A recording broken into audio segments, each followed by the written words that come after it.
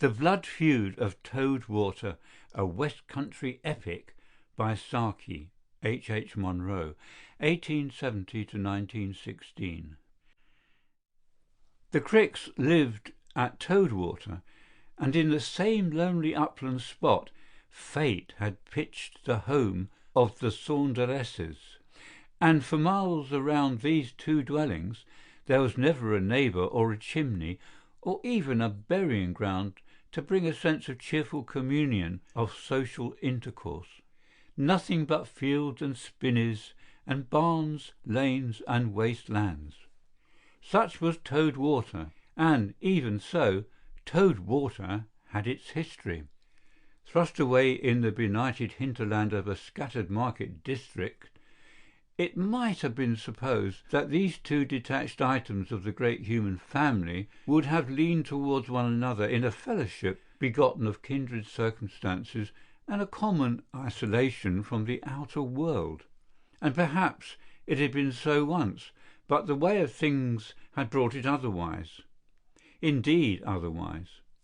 Fate, which had linked the two families in such unavoidable association of habitat, had ordained that the Crick household should nourish and maintain among its earthly possessions sundry head of domestic fowls, while to the Saunderesses was given a disposition towards the cultivation of garden crops.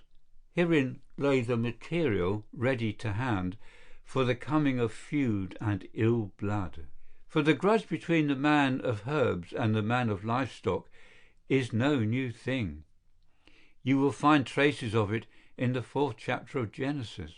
And one sunny afternoon in late springtime the feud came, as such things mostly do come, with seeming aimlessness and triviality.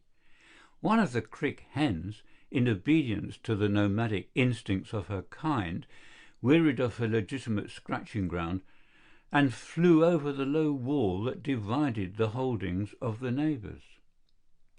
And there, on the yonder side, with a hurried consciousness that her time and opportunities might be limited, the misguided bird scratched and scraped and beaked and delved in the soft yielding bed that had been prepared for the solace and well-being of a colony of seedling onions. Little showers of earth mould and root fibres went spraying before the hen and behind her, and every minute the area of her operations widened. The onions suffered considerably. Mrs. Saunders, sauntering at this luckless moment down the garden path, in order to fill her soul with reproaches at the iniquity of the weeds, which grew faster than she or her good man cared to remove them, stopped in mute discomfiture before the presence of a more magnificent grievance. And then, in the hour of her calamity, she turned instinctively to the Great Mother, and gathered in her capacious hands large clods of the hard brown soil that lay at her feet. With a terrible sincerity of purpose, though with a contemptible inadequacy of aim, she rained her earth bolts at the marauder, and the bursting pellets called forth a flood of cackling protest and panic from the hastily departing fowl.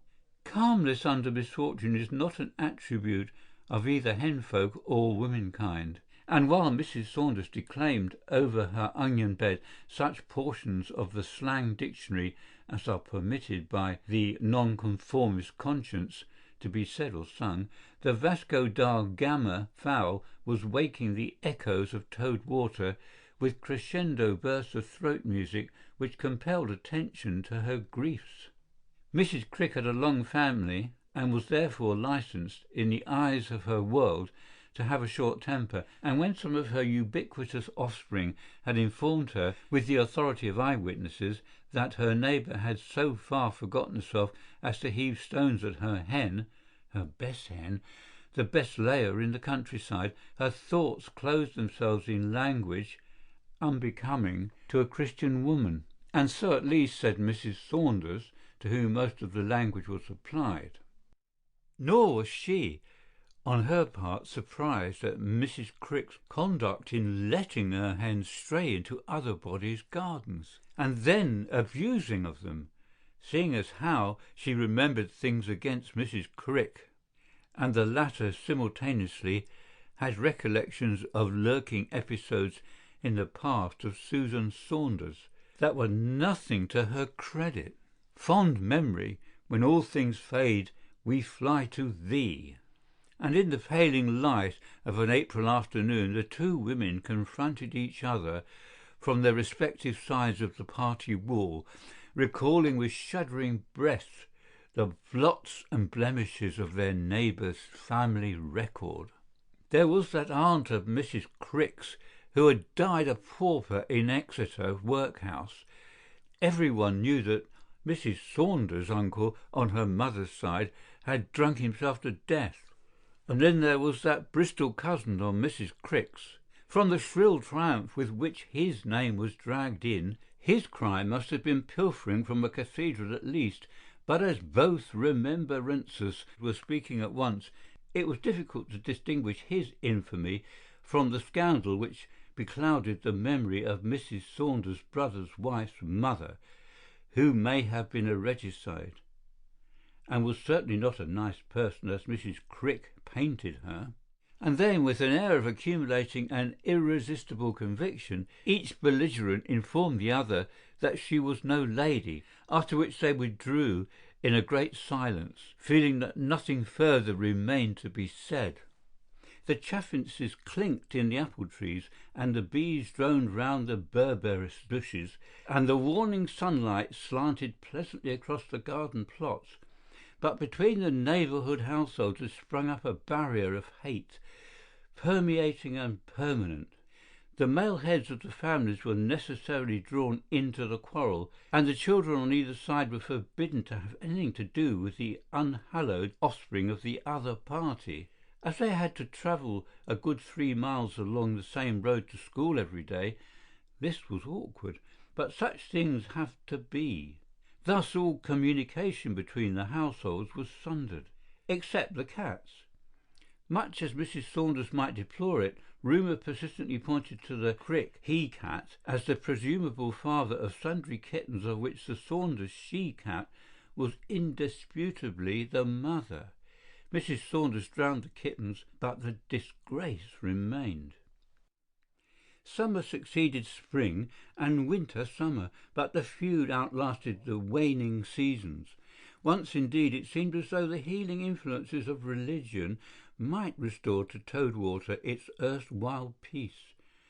The hostile families found themselves side by side in the soul-kindling atmosphere of a revival tea, where hymns were blended with a beverage that came of tea leaves and hot water and took after the latter parent, and where ghostly counsel was tempered by garnishings of solidly fashioned buns, and here, wrought up by the environment of festive piety, Mrs. Saunders so far unbent as to remark guardedly to Mrs. Crick that the evening had been a fine one. Mrs. Crick, under the influence of her 9th cup of tea and a 4th hymn, ventured on the hope that it might continue fine, but a maladroit allusion on the part of the Saunders good man to the backwardness of garden crops brought the feud stalking forth from its corner with all its old bitterness. Mrs. Saunders joined heartily in the singing of the final hymn, which told of peace and joy and archangels and golden glories, but her thoughts were dwelling on the pauper aunt of Exeter. Years have rolled away, and some of the actors in this wayside drama have passed into the unknown. Other onions have arisen, have flourished, have gone their way, and the offending hen has long since expiated her misdeeds and lain with trussed feet and a look of ineffable peace under the arched roof of Barnstable Market. But the blood-feud of Toad-Water survives to this day. End of The Blood-Feud of Toad-Water, a West Country epic by Saki.